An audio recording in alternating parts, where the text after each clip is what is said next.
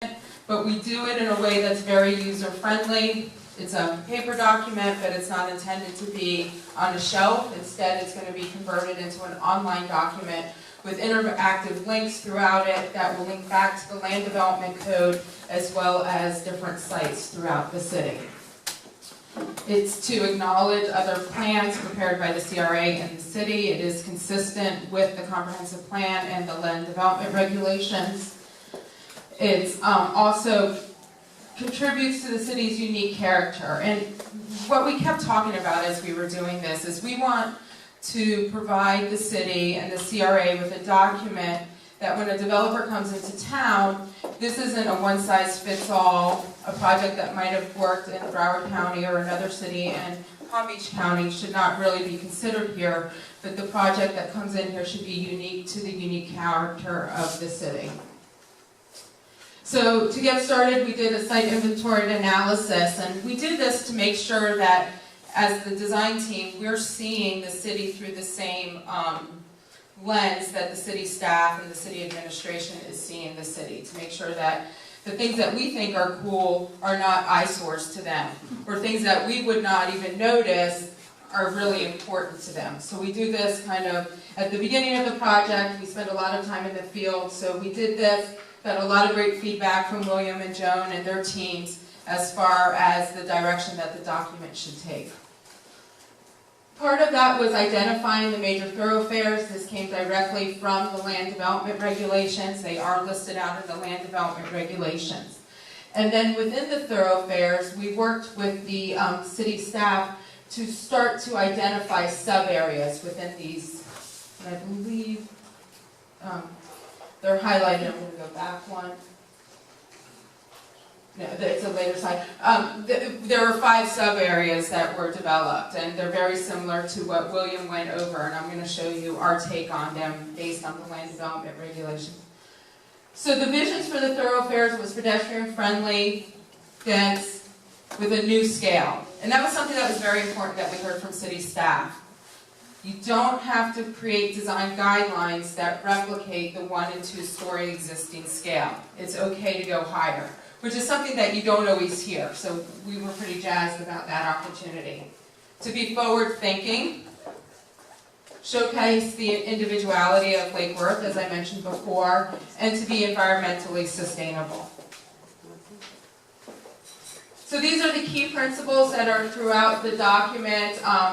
They're pretty standard, but I want to point out some of them, and I've already touched on this a little bit, but it's to build upon the character of Lake Worth, be user-friendly, predictable, and something that was important to us as a team was to be a companion to the historic district guidelines that are being done right now by the Treasure Coast Planning Council.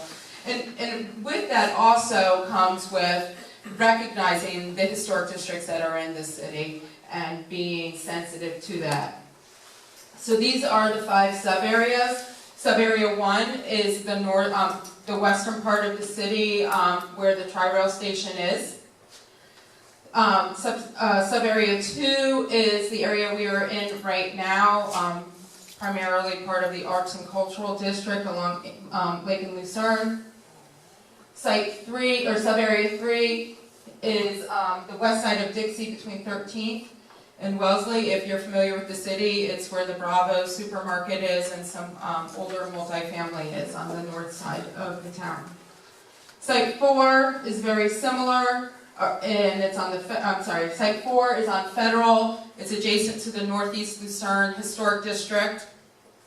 And then Site 5 is very similar to Site 3, but it's on the south end of the city by the city limits along Dixie Highway at 6th Avenue, and ironically is also a Bravo supermarket site.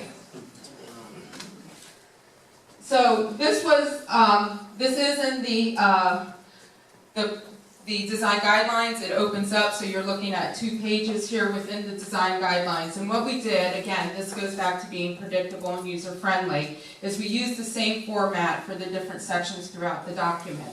So over here we talk about the development opportunities.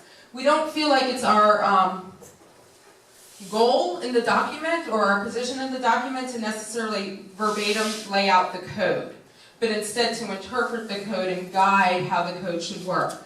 But this is where we would provide the hyperlinks when this goes online with the city back directly into the code that this pertains to. The design guidelines are some overreaching ideas that go along with urban design principles. Development materials calls out specific materials used for each area. We presented to the CRA board about 70–75% through the process, and that was something that they asked for, was to be very clear about what materials should be used. A couple of members didn't want us to pigeonhole anyone, and we were clear that in different areas we recognize different building materials. And then we make a suggestion based on what's allowed in code. The code calls for a corporate campus, a hotel, tri-rail station, some mixed use, a higher education facility. So what we did is we came up with a design here that really plays off of Lake Osborne as well as 95. And we see it as an opportunity to do some landmark design, landmark architecture from 95. So as someone is traveling south, specifically south on 95, they really see Lake Worth from the highway. What you see now is not what Lake Worth wants to be known for as you go by. We all travel up and down the highways throughout South Florida, and we know those cool buildings that jump out at us, and that's what we are really talking about this site being. But also at the same time working off of Lake Osborne and making this an enjoyable site to use. Sub-area 2 is within the Lake and Lucerne area that we are in right now, and we did a more low scale as compared to what you just saw at the corporate park, idea of townhouses. To bring residential in, we took into consideration what's happening across the street here on Lucerne, paid very close attention to what was going on there. And what we proposed is actually to use this middle block as an assemblage, and so that you would have developments that go from Lake to Lucerne and back again, and using the middle to create almost an alley or access way. Because it's in the Art and Culture District, we use bright colors, we're encouraging bright colors, we're encouraging developers to be creative. The building is also skewed, so as you are driving down Lake or Lucerne, you actually see the stacked architecture as opposed to a flat building. That creates some whimsy, it creates a sense of safety, it encourages pedestrians walking, and it encourages cars to slow down because it's not that cannon effect. For sub-area 3, which is the north site along Dixie Highway, or the North Bravo site to me, is residential mixed use, bringing commercial and residential up to the street on Dixie, and then higher density residential back on the rear of the site where the railroad tracks are.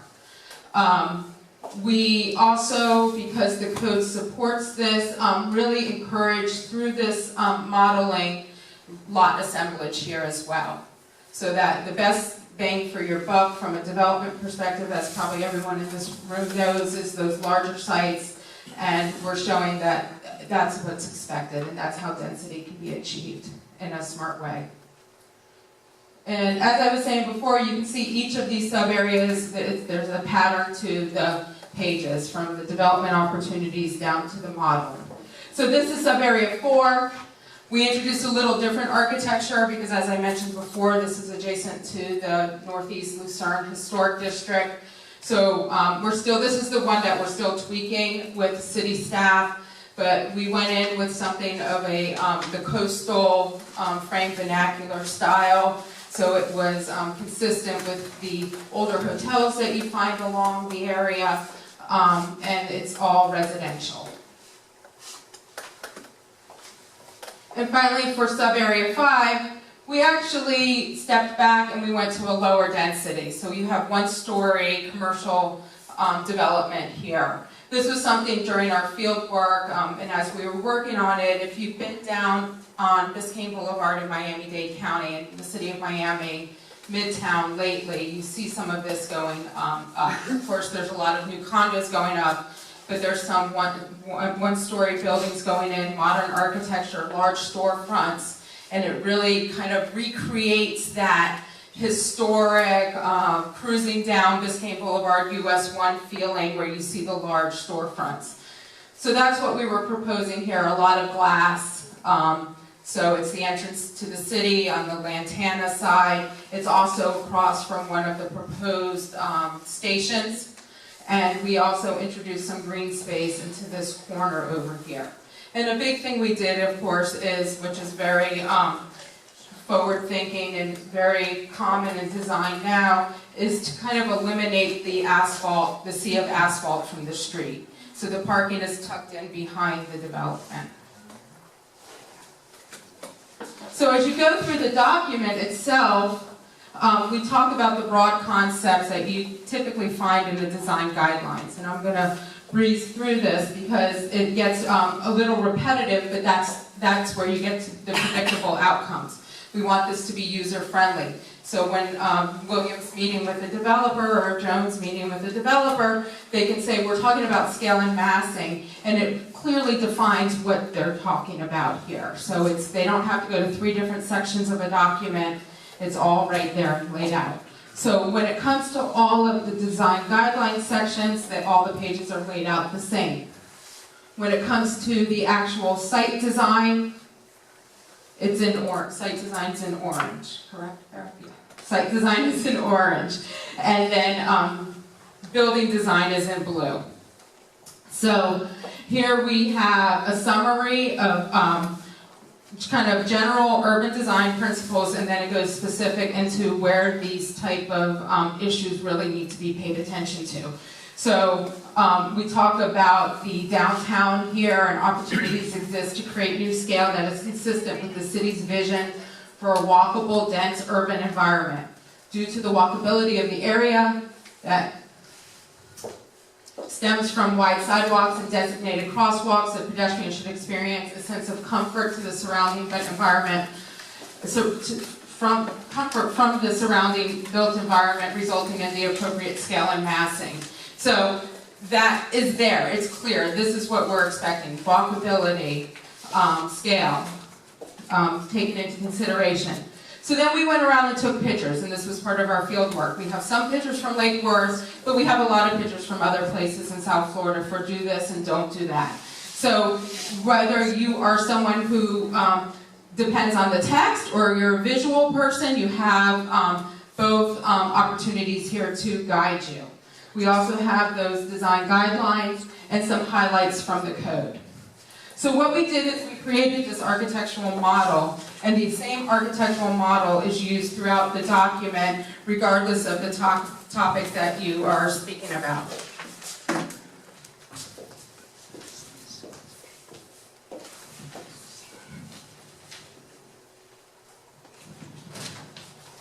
So this is the model, and you'll see it again later on in the presentation. So this here is talking about the public realm and the right-of-way. So we highlight in orange the elements of the public realm. So the topics that, I'm not going to necessarily walk through all the pictures of do this, don't do that, because I think everyone in here is well-grounded in this topic, but this talks about how to implement mixed-use development. The next is parking, and this again will have the summary, the pictures, the from the code, the model of each page. The public realm and the right-of-way, safety, scale and massing, which I already showed you, setbacks and step backs, because step backs are important in this code. Site planning and design. And then we get into the building design. So using the same model, we switch the document into the blue, and we talk about different aspects of building design. So this is signage, and we give examples of do this, don't do this. And one of the things that we talked about with city and CRA staff was that there are vacancies. It's a reality. So we're even taking the design guidelines not to just talk about how to do your building signage, but also how to treat windows during those vacancies, and encouraging the film on the windows to be exciting. So sushi coming soon, you have big pieces of sushi on the window. So you don't have brown paper on them, or development opportunities here, and you have pictures of clothing, those type of things. So that's one of the examples we have right here.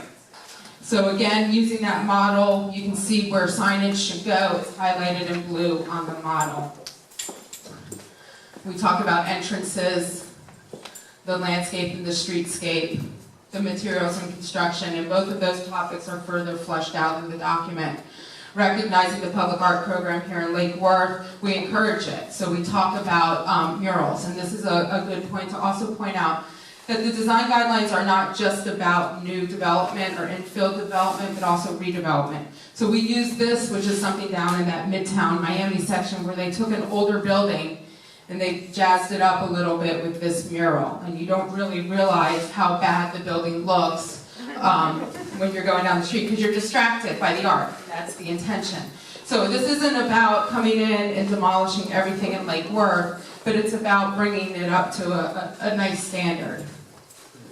Roofs. We talk about roofs being architecturally interesting. With your roofs, consider the green roofs as well. Use the different planes and signage as I showed you before. We talk about street and site lighting as well. Not necessarily so that there's only one type that's used, but that there's some kind of standards for modern. Sustainability, using recycled materials, the use of windows. And this is where we brought in our landscape team, and we came up with a plant palette. The plant palette basically takes the code's landscape chapter to the next level by really spelling it out and breaking it down.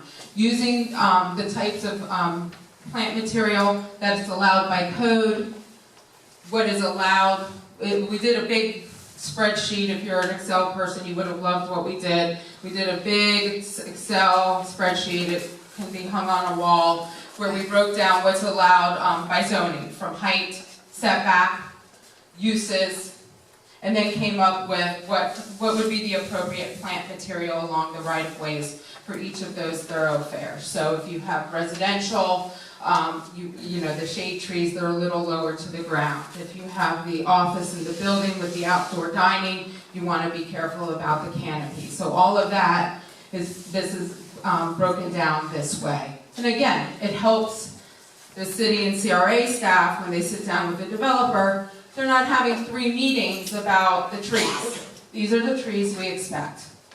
You know, there's a long list in the code, but this is where we want to see these trees. Your developments in this district, this is what we'd like to see. It's predictable.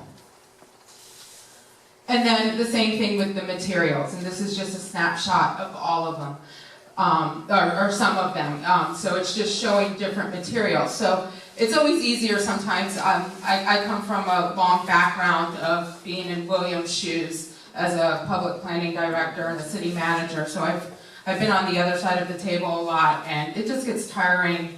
Look, we don't want that, come back. We don't want that, come back. So a picture speaks 1,000 words. So just even having these types of materials that they can reference instead of having to go online or leaving it up to interpretation was our goal with the design guidelines. And then, so those are the materials. So it's been an exciting project for us, and we've really enjoyed working with the city, and we're proud of it. So thank you for your time.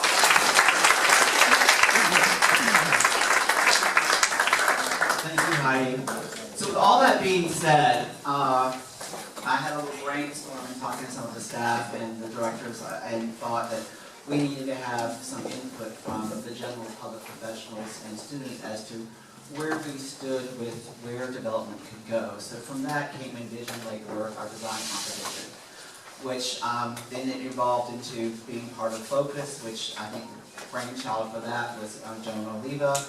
So we were talking about trying to have a seminal cultural arts event in Lake Worth where we celebrate the cultural arts in their broadest definition. So, you've heard all about all the ones we had in play. We asked professionals to give us their feedback as to what they thought could be the future of Lake Worth. We presented 10 sites. We got some interesting participation. You've seen the gallery that's been up. I hope you can appreciate how much work went into all of this. I think everybody who participated in it is here, except for the student, and unfortunately, they've got tests and stuff, and he couldn't come up to the University of Miami, but I'm alum from that school, and he was really excited about what he did, and I hope that you'll appreciate what he put on the board as the first one. So we did want to recognize the work that you all gave us in showing us what your vision for Lake Worth would be. So we judiciously looked at everything that was submitted, and we have a couple of awards that we'll give out. So Mayor, would you come up please and help me? Dolores, would you pop that light switch? Yep. Thanks. So in recognition of a unique approach to, I think, what really got at the heart of what Lake Worth is in terms of diversity, cultural history, our desire to see an assemblage and a bigger scale development on Casey Highway, we want to give a third place award to WGI and PGAL, who was led by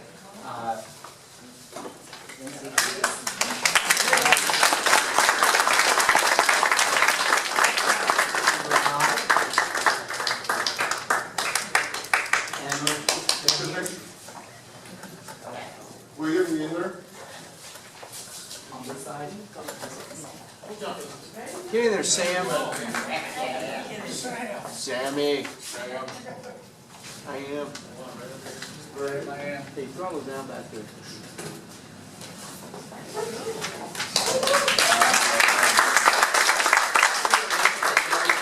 Working with the city on doing a downtown and a cultural art district parking study, which will be bringing forward some really exciting information in the near future on that.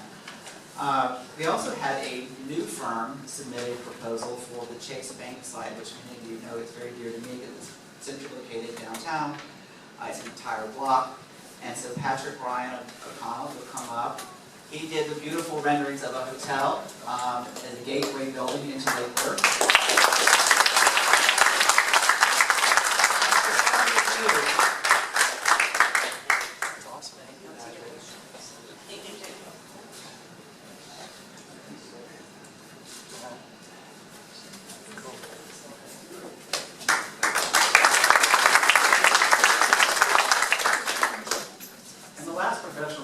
Someone who I've known for a very, very long time, and he took a site that I find very interesting and sort of synthesized everything that's fun about Lake Worth, and the way it was presented in a very clear fashion gave you an entire idea of where we're trying to go. He's also a Lake Worth resident, Bill Feldkamp.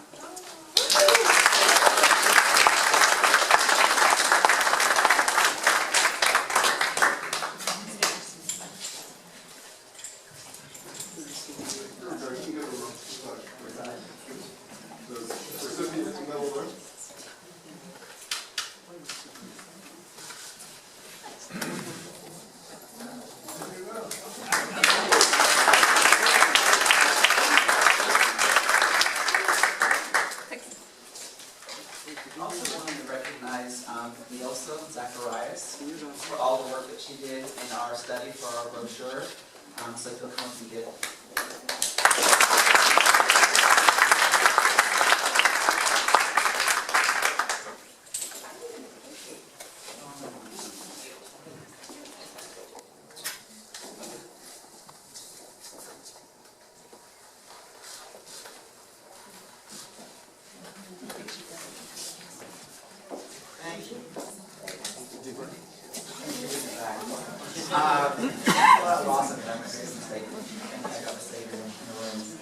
I also recognize Keith and Schnarr for their really hard work on maybe the development review for the program. Also, I think the teachers did a very job in taking epic leap forward for how we do development at Lake Worth. So Heidi, if you'll come up. Brad should let Brad do it.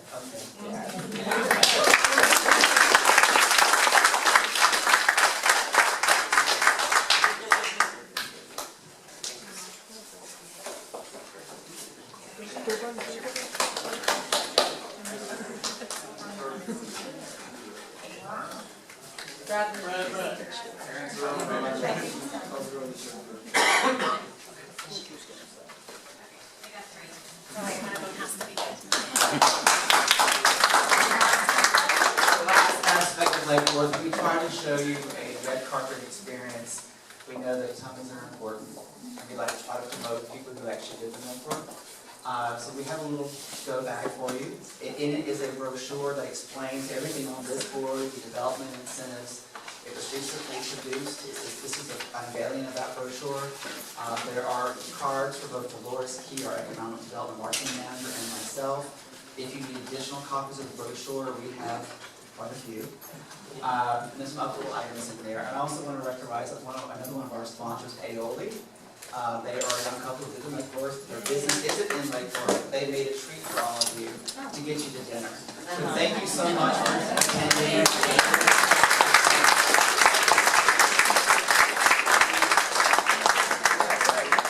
If you have questions, we'll be happy to help you.